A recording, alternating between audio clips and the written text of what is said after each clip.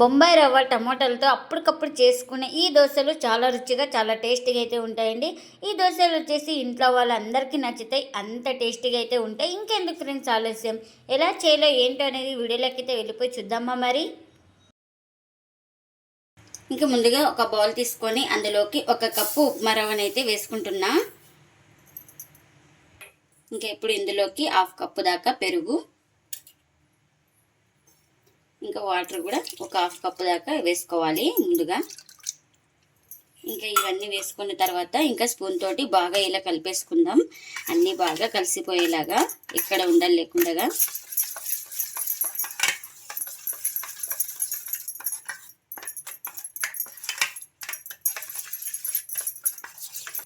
ఇంక ఇప్పుడు ప్లేట్ అయితే పెట్టేసుకొని ఒక 10 నిమిషాలు పెట్టేసుకుంటే మనకు రవ్వ పెరుగు అన్నీ బాగా నానతాయి. ఇంకా ముందుగా స్టవ్ అయితే ఆన్ చేసుకొని ఒక కడాయి పెట్టేసుకొని అందులోకి పల్లీలను అయితే వేసుకుంటున్నా. ఇంకా ఈ పల్లీలను బాగా ఫ్రై చేసుకోవాలి. మనకు ఇలా పల్లీలు కాస్త వేగిన తర్వాత ఇందులోకి ఒక 2 స్పూన్ల దాకా పుట్నాల పప్పును కూడా వేసుకుంటున్నా. ఇంకా ఈ పల్లీలతో పాటు ఈ పుట్నాల పప్పును కూడా ఫ్రై చేసుకోవాలి. ఇంకా చూడండి పల్లీలు అయితే బాగా ఫ్రై అయిపోయినాయి కదా. ఇప్పుడు స్టవ్ అయితే ఆఫ్ చేసుకొని పూర్తిగా చల్లారిన తర్వాత అయితే గ్రైండ్ చేసుకోవాలి. ఇంకా చల్లారిన తర్వాత అయితే ఒక జార్ అయితే తీసుకొని ఇంకా అందులోకి అయితే పల్లీలు వేయించుకున్నాం కదా, ఇంకా వాటిని అయితే వేసుకుంటున్నా. ఇంకా ఇప్పుడు ఇందులోకి రుచికి తగినంత సాల్ట్, నేను ఇక్కడ మిర్చి ప్లేస్లో కారం అయితే వేసుకుంటున్నాను. మీరు కావాలంటే మిర్చి ఫ్రై చేసుకొని వేసుకోవచ్చు. అలాగే ఇందులోకి కాస్త చింతపండు అయితే వేసుకుంటున్నాను. ఇంకా గ్రైండ్ చేసుకోవడానికి కాస్త వాటర్ని కూడా వేసుకొని ఇంకా మూత పెట్టేసుకొని గ్రైండ్ చేసుకోవాలి. ఇంకా గ్రైండ్ చేసుకున్న తర్వాత ఇంకా ఒక బౌల్ అయితే తీసుకొని ఇంకా అందులోకి అయితే చట్నీ అయితే వేసుకుంటున్నా. ఇంకా ఈ చట్నీకి పోపు కూడా పెట్టేసుకున్నాను. పోపును కూడా చట్నీలోకి అయితే వేస్తున్నా. ఇంకా మనకు చట్నీ అయితే రెడీ అయిపోయింది. ఇంకా నేను ఇక్కడ ఒక 2 టమోటాలు అయితే తీసుకొని చిన్నగా ఇలా కట్ చేసుకున్నాను. ఇప్పుడు వీటిని అయితే ఒక మిక్సీ జార్ అయితే తీసుకొని ఇంకా అందులోకి అయితే వేసుకోవాలి. ఇంకా ఇప్పుడు ఇందులోకి 1 స్పూన్ దాకా కారం కూడా వేసుకుంటున్నా. ఇంకా ఇందులోకి రుచికి తగినంత సాల్ట్ని కూడా వేసుకుంటున్నాను. ఇంకా ఇప్పుడు మూత పెట్టేసుకొని ఇంకా ఫైన్గా పేస్ట్ లాగా అయితే చేసుకోవాలి. ఇంకా ఇలా మెత్తగా బాగా స్మూత్గా గ్రైండ్ చేసుకున్నాను. ఇప్పుడు ఇందులోకి మనం 10 నిమిషాల ముందు నానబెట్టేసుకున్నాం కదా రవ్వ పెరుగు, ఇంకా ఈ నానబెట్టేసుకున్నది ఇంకా ఇందులోకి అయితే వేసుకుంటున్నాను జార్లోకి. ఇంకా ఇప్పుడు ఇందులోకి కాస్త వాటర్ అయితే వేసుకొని ఇంకా మూత పెట్టేసుకొని స్మూత్గా గ్రైండ్ చేసుకోవాలి. ఇంకా ఇలా గ్రైండ్ చేసుకున్న తర్వాత ఒక బౌల్ తీసుకొని ఇంకా అందులోకి అయితే గ్రైండ్ చేసుకున్న పిండిని అయితే వేసుకుంటున్నా. ఇంకా ఇప్పుడు ఇందులోకి ఒక 1/4 టీ స్పూన్ దాకా వంట సోడాని అయితే వేసుకుంటున్నాను. ఎందుకంటే ఇన్స్టెంట్గా చేస్తున్నాను కాబట్టి ఇంకా వంట సోడాని అయితే వేసుకుంటున్నాను.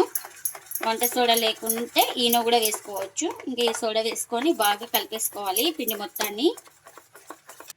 ఇంకా మనకు ఈ బ్యాటర్ వచ్చేసి దోశ బ్యాటర్ ఎలా ఉంటుందో సేమ్ అలా ఉండాలి చూడండి. ఇంకా దోశ వేసుకోవడానికి పెన్నం కూడా పెట్టేసుకున్నాను. పెన్నం కూడా హీట్ అయింది మనకు. ఇంకా దోశ వేసే ముందు ఒకసారి పిండి మొత్తాన్ని బాగా కలిపేసుకోవాలి. ఇంకా ఇలా కలుపుకున్న తర్వాత ఇప్పుడు మనకు ఎంత పిండి అయితే కావాలో ఇంకా అంత పిండిని అయితే వేసుకొని ఇంకా మనం దోశను స్ప్రెడ్ చేసుకోవాలి. ఇలా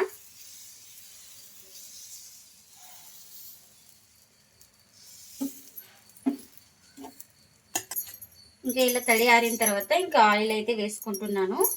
ఇంకా మీరు ఆయిల్ ఇష్టం లేని వాళ్ళు బటర్ కానీ గీ కానీ ఏదైనా వేసుకోవచ్చు. చాలా టేస్టీగా అయితే ఉంటుంది.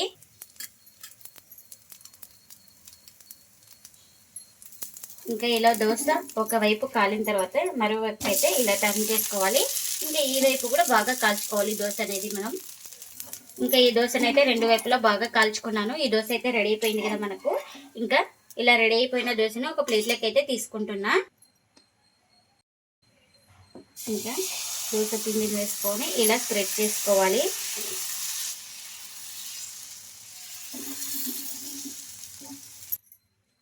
ఇప్పుడు ఇలా తడి ఆరిన తర్వాత ఆయిల్ అయితే వేసుకుంటున్నాను.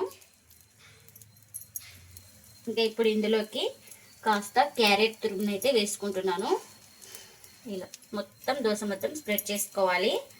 ఇలా క్యారెట్ చిన్నగా కట్ చేసుకున్న ఆనియన్స్ కూడా వేసుకుంటున్నాను. ఇంకా మనం ఈ దోశను వచ్చేసి ఒకవైపే బాగా కాల్చుకోవాలి క్రిస్పీగా. ఇంకా చూడండి బాగా దోశ అయితే ఒక సైడ్ బాగా కాల్చుకున్నాను. ఈ దోశ అయితే మనకు రెడీ అయిపోయింది. ఇంకా ఈ దోశను కూడా ప్లేట్లోకి అయితే తీసుకుంటున్నా. ఇప్పుడు మరొకటి అయితే చూపిస్తున్నాను. మనం పెన్నం ఎంత పెద్దగా ఉంటే ఇంకా అంత వెడల్పు అయితే వేసుకోవాలి దోశ అనేది. ఇంకా ఇలా తడి ఆరిన తర్వాత ఆయిల్ని అయితే వేసుకుంటున్నాను. ఇంకా ఇప్పుడు ఇందులోకి ఇంకా సేమ్ అలానే ఉల్లిపాయలు, క్యారెట్ అయితే వేసుకోవాలి. ఇంకా ఇప్పుడు క్యారెట్ని కూడా వేసుకుంటున్నా. ఇంకా ఇది కూడా రెడీ అయిపోయిందండి. ఈ దోశ కూడా చాలా క్రిస్పీగా అయితే ఫ్రై చేసుకున్నాను.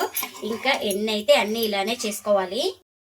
ఎంతో టేస్టీగా ఉండే రవ్వ టమాటోతో అయితే దోశలు అయితే రెడీ అయిపోయినాయండి. ఇంకా ఈ దోశలను అయితే ప్లేట్లోకి అయితే సర్వ్ చేస్తున్నా. ఈ దోశలు వచ్చేసి నార్మల్ దోశల కన్నా చాలా టేస్టీగా ఉంటాయి.